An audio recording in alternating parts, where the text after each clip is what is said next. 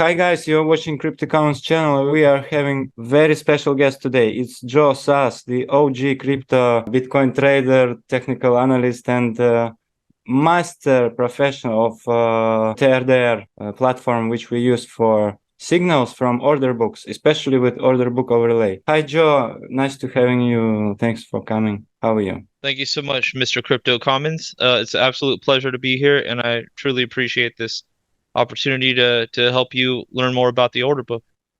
First question. I'm your big fan since I don't remember, maybe Corona dump on even earlier. I saw you on the Toneway streams maybe in 2019 or something, but that was the other channel. It was Joe SAZ channel. What happened to your main channel? It is banned forever or what? Why YouTube kicked you out? Banned forever. I was talking about a number of controversial topics, and I think it's very important for us all to be able to communicate, right? I was talking about kind of the other side of the spectrum as far as it pertains to current events and the way these things are being perceived, especially questioning the scientific narrative of the past couple of years. And I think a lot of the people that did things like that were punished, and it's very unfortunate because I lost interviews with people like John McAfee.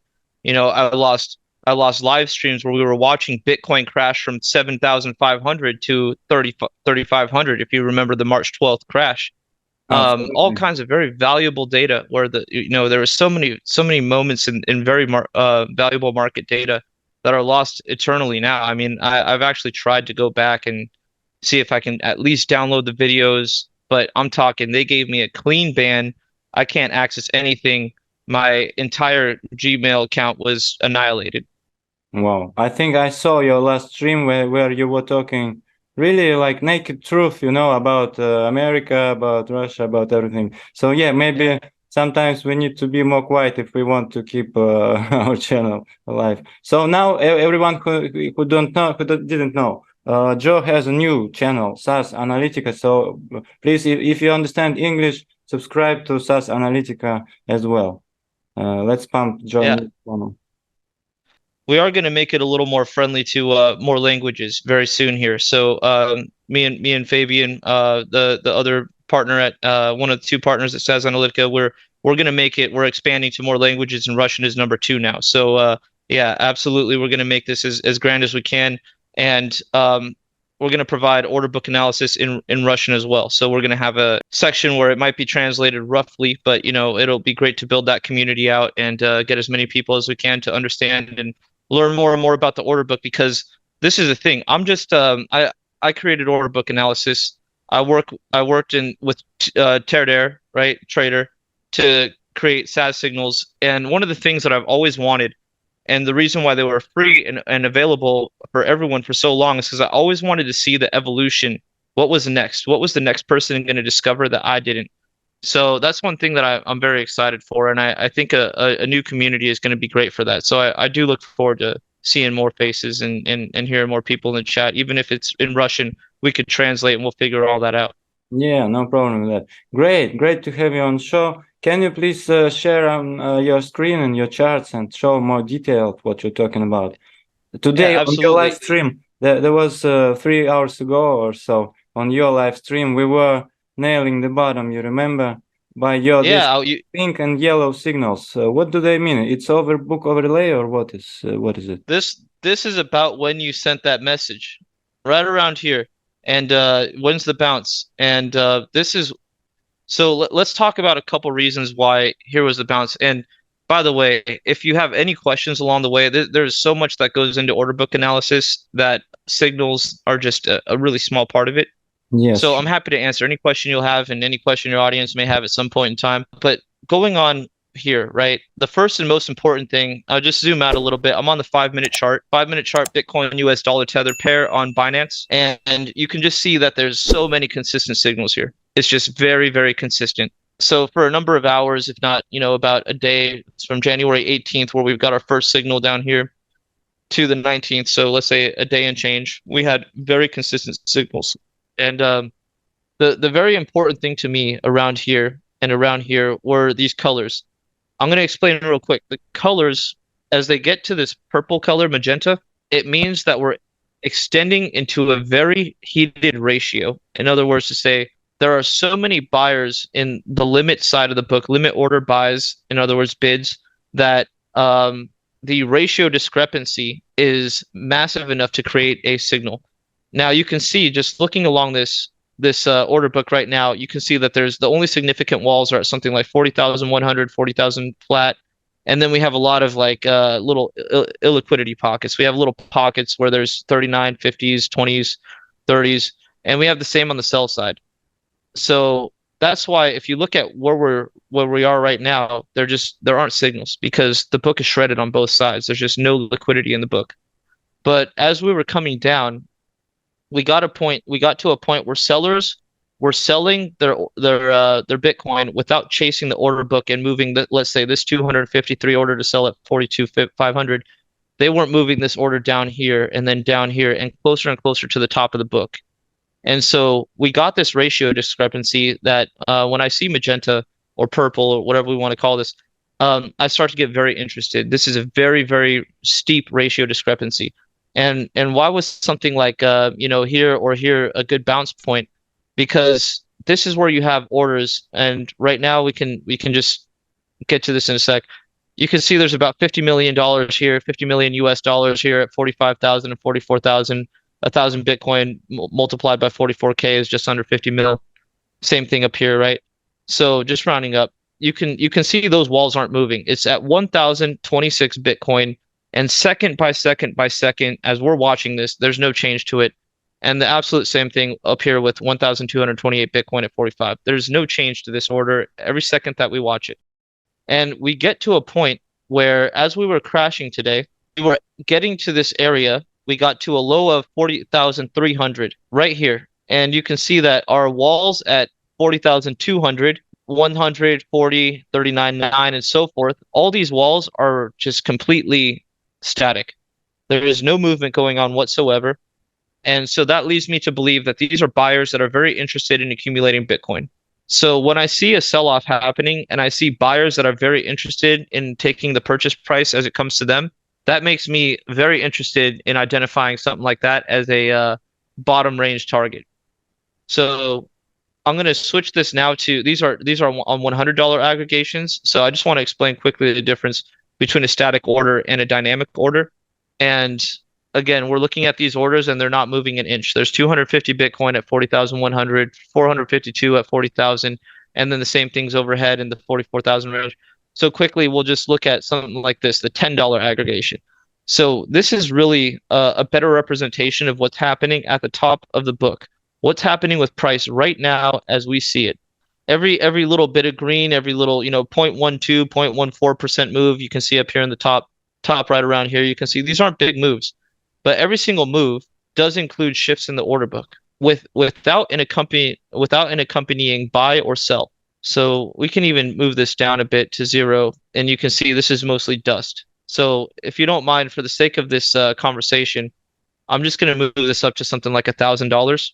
But you can see there's 26 Bitcoin on the top end of the book and only 1 Bitcoin on the sell side, 41,610. And so you can see, look, this thing's shifting up to 9, from 1 down to 5, up to 6. And the same on the buy side. There's a very, very dynamic nature at the top end of the book. So I like to pay attention to at what point in time does the book become so static that no one's willing to move an inch. No buyer is going to pull their order. And therefore, what we have likely at that point, unless there's a massive rush to sell, we're going to have a bottom. And that's what we were identifying on earlier today, a number of hours ago. Mm-hmm.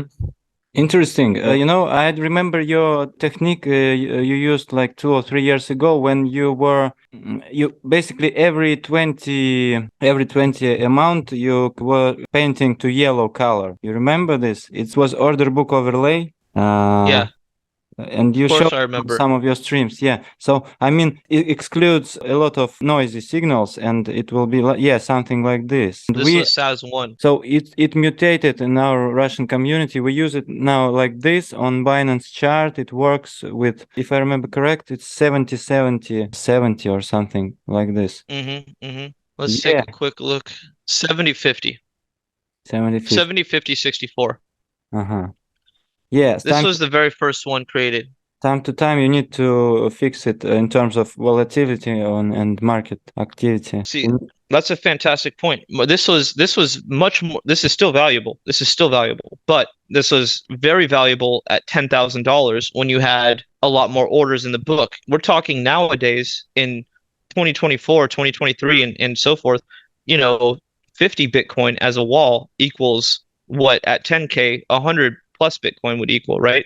Whatever, not doing any math right now, but you get my point, right? We're 4 times higher than we were at 10,000. So walls that existed then are totally different than the walls that exist now, and the ratios are going to change, especially as price goes up. So to create and this is what's very interesting about SAZ Danger, which I'm actually going to release, and we're going to discuss about getting this to a handful of the members of your audience. We're going to do something, a little giveaway for a number of your audience members. But the reason why this works so well is because I created this for trading competitions to be very, very sensitive. At the time, this was extremely dangerous. Back then, when the ratio discrepancies weren't nearly as large, you'd be firing off a lot more signals, and it required a lot of discretion. But now you can see, as sensitive as it is, it's still very effective. And it's more effective because we now have less orders in the book now that Bitcoin is at a greater price point. We're going to see smaller size orders of Bitcoin because the dollar value is as great as it was with, let's say, 20 Bitcoin now as it was with 80 Bitcoin a couple years ago at 10K. Yeah. So these things will change. The market will continue to change. The signals will continue to change. I will continue to update them and produce the best content as far as how can we analyze real-time market data right now, which is what order book analysis is. There is no lagging information. It's not a matter of what have the past 50 candles done on a daily. It's not a matter of what's the relative strength index saying based on the last 13 candles or the Bollinger Bands or the moving average or any of that, right? It has nothing to do with lagging information. It has to do with what is the market telling you at this moment in time, real time. And that constant will change. And what will probably need to happen is the signals will need to be made a bit more sensitive. But again, with changing market conditions, there's probably not just one thing that you change as a result of that. You probably need to switch around a couple knobs and, twist a couple things here. You get what I'm saying, right? Yeah, totally agree. We nailed the bottom perfectly on your stream a couple of hours ago. What is your price prediction like for short term, for like daily traders? I mean, I don't know, nightly traders. In terms of 24 hours, what do you think Bitcoin price will do? Because now we see some resistance. Yeah. Yeah, see, I was saying 43,000, but if you look at the book, we have our most significant wall at 42,500. I do believe we have every reason to bounce right now. And 42,500 is where our next most significant wall of resistance is. So this is the updated swing price to the upside. This guy, you can see again, 248, not moving an inch, not pulling any orders. I think 42.5 is our target. It is the weekend. We tend to be a little less volatile at times. So my upside target is 42,500 with to the upside with the knowledge that we can certainly double bottom. I mean, you can see that there aren't buyers chasing the book. There's no signals right now. The only signals we actually have were sell side signals. So we may even come back down, but my upside target right now is if I'm already in a long right now and I haven't exited, I'm trying to maximize profit here. I would bet 42,500 is probably the next stop.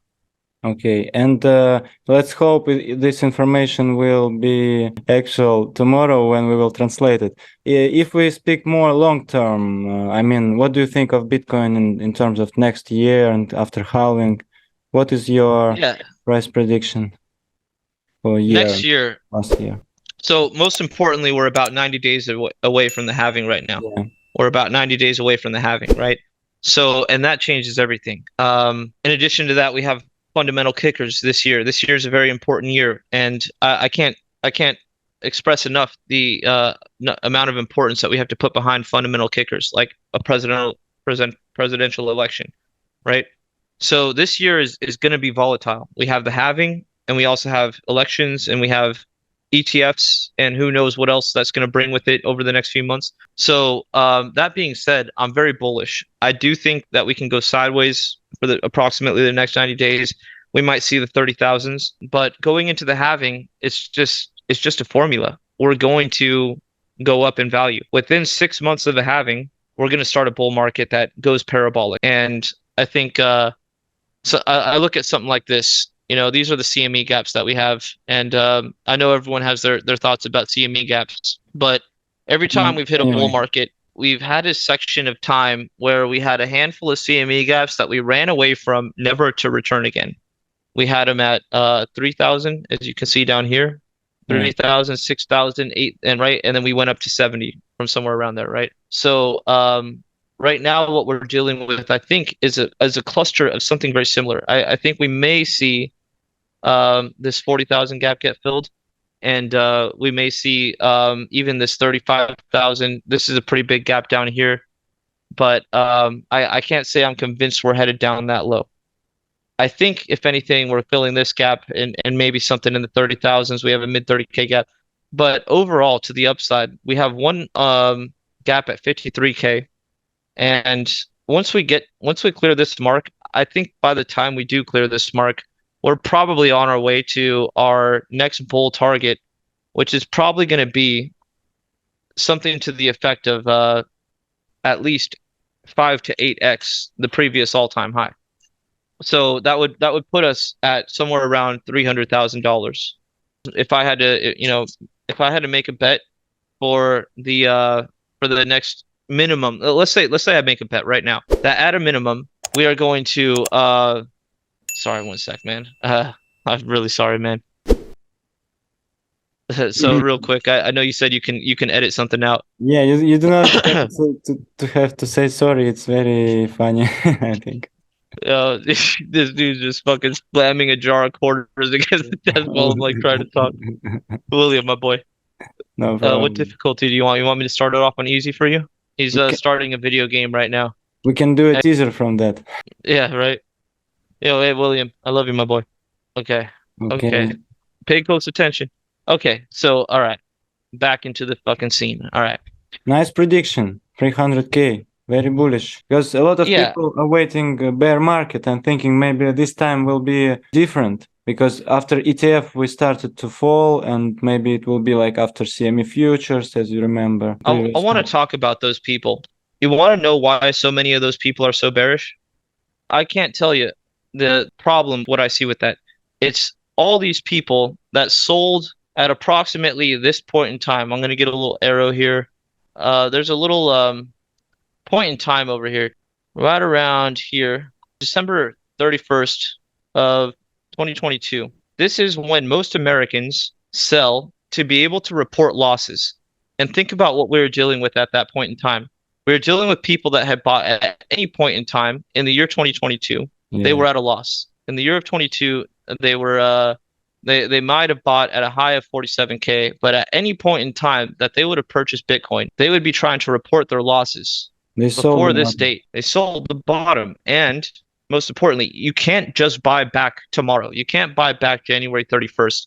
You can't sell to report losses and buy back the next day. They have a requirement to the effect of you need to wait 3 weeks or something like that, right? And as you can see, days. 3 weeks, yeah, before you knew it, we went from the bottom of the bear market to 20K, let's just say 20K. So a lot of the people that are really praying for a return to something bearish or a return to this price range are all the people that sold here. So this is a case, I believe, of confirmation bias. I don't believe there's a legitimate technical reason for us to get back to these levels. We all saw what happened in March of 2020, the COVID crash. We went from our bear market bottom of 3,000 over here, our bear market bottom of 3,000, and we spent a lot of time consolidating there, a couple months, and we started our bull market. For whatever reason, we can debate that one for sure. But of course, on March 12th, 2020, the news of the CME floor closing caused a lot of people to panic sell their assets in general, stocks and cryptocurrencies,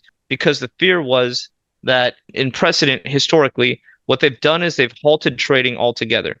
A lot of people were scared that they would be stuck holding a digital asset, whether it be an Apple stock, Tesla stock, Bitcoin, whatever, and they were fearful that they wouldn't even be able to sell it. So this panic sell-off had a lot more to do with the fact that people wanted to accumulate toilet paper and food. If you remember the beginning of the pandemic, right? Everyone was buying boxes of, like rolls and rolls of toilet paper and all these crazy things. And this was what was happening at the time. The CFTC said, we're going to stop we're going to stop trading on the CME floor, which a lot of people misinterpreted as stop trading. And so I think this is the pipe dream that a lot of people are waiting for. We're waiting for a move that'll strike us, a wick down to the lows of the bear market. And I just think that's a very irrational thing to. We're waiting for a dip, which could they're waiting for the black swan event dip. Yeah, it could come, and the only reason why I'm going to put any emphasis on any bearishness is because these walls up here that we just discussed earlier are enough evidence for me to believe that there's clearly an agenda. There's definitely a market manipulator around. There's absolutely no way these are organic orders. Both of these orders are orders that are very new. If you look at them, we haven't spent any time below $45,000 other than the crash itself. The crash itself is what put us below 45,000. The crash is also what put us below 44,000. These two walls are very new. This is definitely someone like BlackRock or someone like Grayscale or whatever, a whale, is capping out the price right now, and knowing full well that Bitcoin ETFs are now available and they're accumulating thousands of Bitcoin per week, right? It makes all the sense in the world that they would cap out the price with a massive order, preventing bulls from doing anything to the upside. And ultimately, what will happen if price doesn't move up, the only thing that's going to happen is sellers are going to get scared and they're going to panic and they're going to start to sell. So what we're dealing with right now is a situation where someone's capping the market, and we're dealing with a lot of that fear. Okay, Joe, tell us something about shitcoins. Do you trade shitcoins? Do you prefer doesn't touch them, or trade some shitcoins to make more BTC in alt season? What do you think? I think that's a very important thing to think about. I personally don't encourage people to do anything that involves low liquidity markets, but if you buy some shitcoin that historically every bull market has gone up 1,000% and every bear market has gone down all the way back to where it started, you're gonna see a pattern. And what are we? We are analysts. We are pattern specialists. So I totally believe in doing what you need to do to provide for yourself and your family and to accumulate more Bitcoin. I think there are a handful of shitcoins out there that are going to make the money. Percentage wise, they're going to go greater than 500%, or Bitcoin might go 500% relative to its all-time high. A lot of these shitcoins are going to go 100 to 1, to that. We're going to see those anomalies. So I absolutely do believe in planting seeds. If you're asking me which one specifically, I think that's a little more dangerous. I don't always like to encourage people to do what I do because I am a bit of a risk taker, and us crypto people have a proclivity for such things. But I will say we do have some good signals for something like Solana. We do have some signals for a couple shitcoins, Pay and a handful of others. Shiba, Dogecoin. Okay. Oh, I'm sorry, what was that? That's what they're asking me on my channel, but I usually do not take a look at them. So maybe it will interest our audience if you take a look at 1, 2, 3 shitcoins just for fun. And yeah, of course, and we much appreciate if you can do more detailed TRDR lessons or something, some more deep dive to TRDR functionality later on our channel. So we really appreciate if you will come maybe next week or next time you can. I can't wait. Yeah, I think I think it's great that people are interested in this, and I have nothing but excitement. I want to share this, and we can deep dive. It is incredible stuff because it's really like on-chain data. It's not like trading view, which is like just indicators which after a price movement. This stuff works in different ways, so you can educate people about this more in future. Yeah. So now, what you can say by yourself? What do you think in general about the market? Maybe about ETH, I don't know, or about the market in general, because S&P 500 just printed all-time high. Nasdaq just printed all-time high. Gold also breaking all-time high. Why we do not see Bitcoin still on 55 at least, or 62 or something? Why crypto is lagging behind? Because I think crypto has its own cycle. I think there are times where it is running a direct correlation to something like the S&P 500, but we got the halving, and everyone's just waiting on that. Everyone's sleeping on that. There's no one that I think there's less sellers in the market right now because of the halving. I think there's a lot of buyers that have already invested in the market. So I think with Bitcoin, we have an event where we absolutely know it might as well be the same thing, and I'm not trying to get political here, but let's just put it like that: a Trump reelection, right? A Trump reelection, we can both bet. If we were going to bet that the market's going to go up, S&P 500, we would probably both be right. We were certainly right if we made that bet in 2020, which everyone was saying to do, right? So there's a number of things out there, and a handful of reasons why the S&P is doing well. This is 2024. There are political, I think, those are the fundamental kickers right now. The politics is the fundamental kickers right now. We all kind of know like what's happening with the American election campaign. Maybe not all of us do, but I think it is shaping up to put Trump back in the White House. I think that's bullish. I don't care about politics right now. I care about markets. And Trump back in office, markets are going to correlation, just no doubt, right? No doubt. If the Democratic Party was leading and we've seen what's happened for the past number of years, I think a lot of people would be bearish. So, and maybe they'd be bullish on a handful of things and they'd be bearish on the 90% of the rest of things.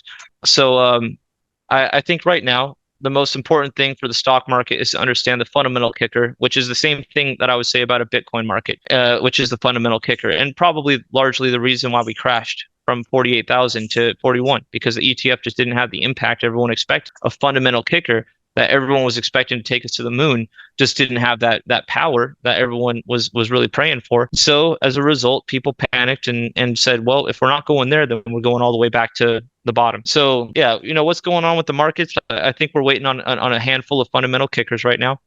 And something like Ethereum, which has actually performed very well, by a percentage standard against Bitcoin. We've had a handful of buy signals here. There is some robust liquidity in the order book. Great signals, actually. Great signals. I think market wide, we're looking at a situation. I mean, let's look at some other things. Richard Hart, we all know the man. Yeah. He is someone.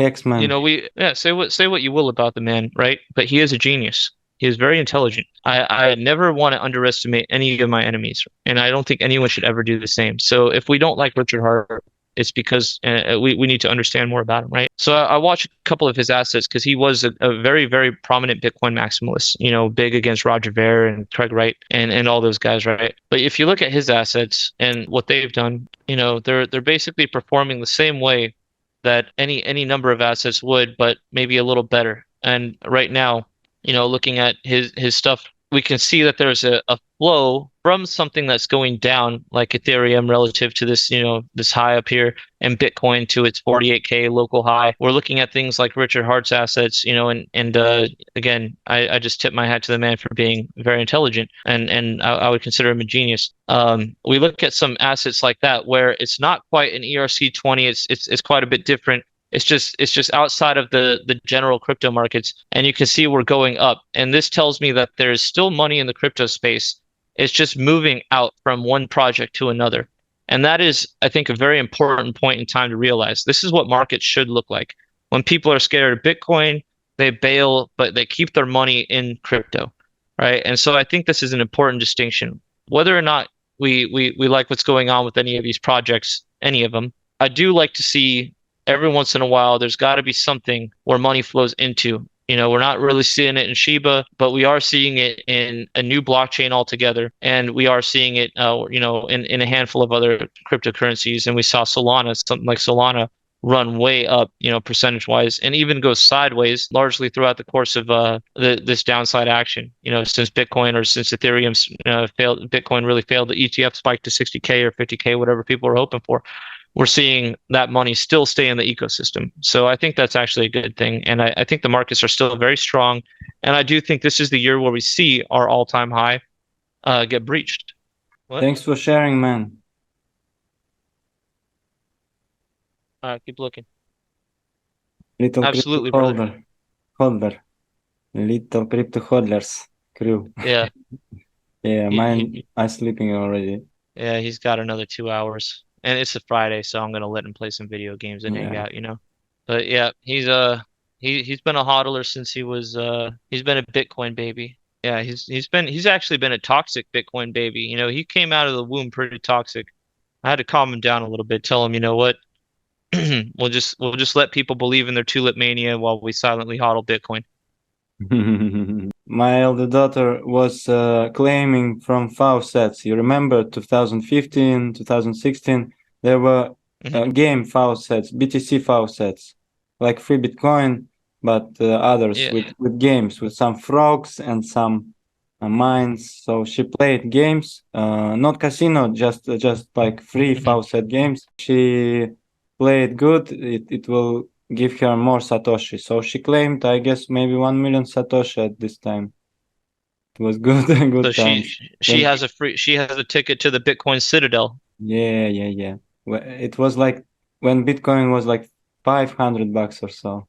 You remember? Oh yeah, Yeah. I was 1 foot in the space back then. I bought my first Bitcoin at $250, Yeah. June 2015 or something Me, like that. me too, bro. Me too. Yeah, that was when I was like, I don't like the government. I'm working a slave job. I started just really opening my mind. I think that was around the age where economics kicked in. The understanding of taxes and money and other. Yeah, I got in back then. And yeah, that's actually what got me into Bitcoin, tube feeding was after working again for a couple more years there. I quit my job in 2017 to go back to school. And because I just hated my life. I hated my life. But then after going to school and hating school again, I opened up that old crypto portfolio that I had. And I saw that, the $500, whatever, that I put into it, Bitcoin and shit coins, it went from maybe 500 $1,000 to 3,000 or 4,000. It was just enough for me to take notice, right? And that's ultimately what got me into understanding that you can have money and make more money with it, therefore learn to trade. So now you full time in crypto? 100% full-time crypto, full-time. That's my life every single day. I'm trading.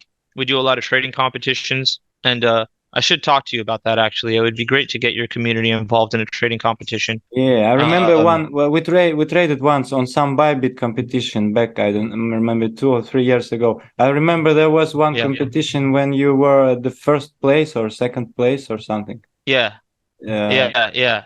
I think a trading competition is probably going to be one of the most beneficial things you can do if you actually want to trade on a consistent basis. There's nothing more valuable to your understanding of how a market moves than to trade under pressure and to really feel that at every moment.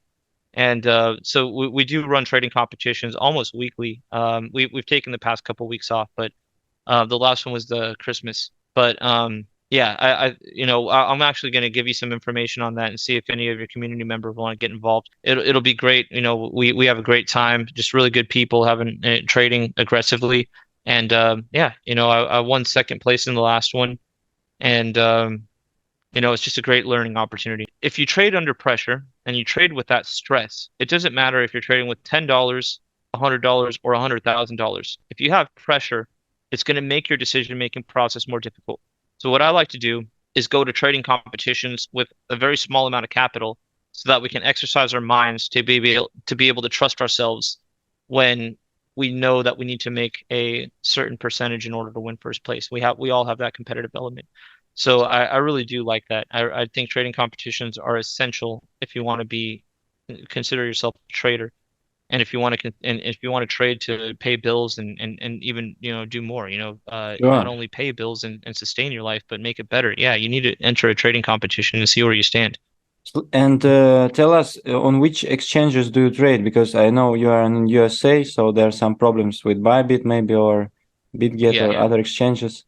Which exchange can yeah. you use I have an somehow? exchange I'm working with called DeepCoin. It's a really good exchange. They have a lot of great features, and I'm going to get you some information about this. Let's talk about it. But they have some great features, very new, and a lot of great bonuses, sign-on bonuses, and they're giving us trading competitions all the time. $10 minimum entry. In fact, there's no minimum entry, but Mm-hmm. $10 minimum trade. And so they're allowing us to really have a good time. The advantage to this is the KYC is something we can circumnavigate, and a lot of exchanges are making that whole circumnavigation very difficult. So DeepCoin is the one and only place where I'm touching any trades. Nice, Joe. Thanks for sharing. You can share us later more information about that and about everything about Bitcoin, crypto in general, and more order book stuff.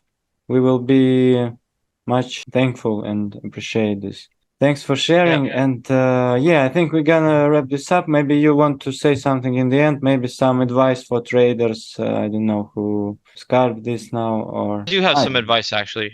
I do Yeah. have some advice right Yes. now. One of the most important things that people forget at a time like this is no trade is a trade. A lot of people think that they need to be in and out of positions. Sometimes no trade is the trade to make. Understood? Yeah, it's better to be with money than in the position like this. Yeah, I think it's really important. No trade is a trade. It's just money management is the first and most important, and the last and most important lesson and tactic you need to apply to what you're doing as a trader. So at times like this, yeah, you can make a lot of money. There's a lot of things you can do, but you also can lose a lot of money. So just don't be that guy that left McDonald's because you got into crypto, and then you have to go back to working at McDonald's because you got into crypto. Yeah, guys, this is very important advice from Joe. Please smash the like button if you enjoy this kind of content and if you want Joe back next week or something. And also subscribe to SAZ Analytica if you understand English, and also if you want to practice English, if you're just start learning English, it will be great for you. Thank you, Joe, for coming to the show. Hope to see you soon. And bye bye. Have a nice Absolute process. pleasure. Thank you for having me.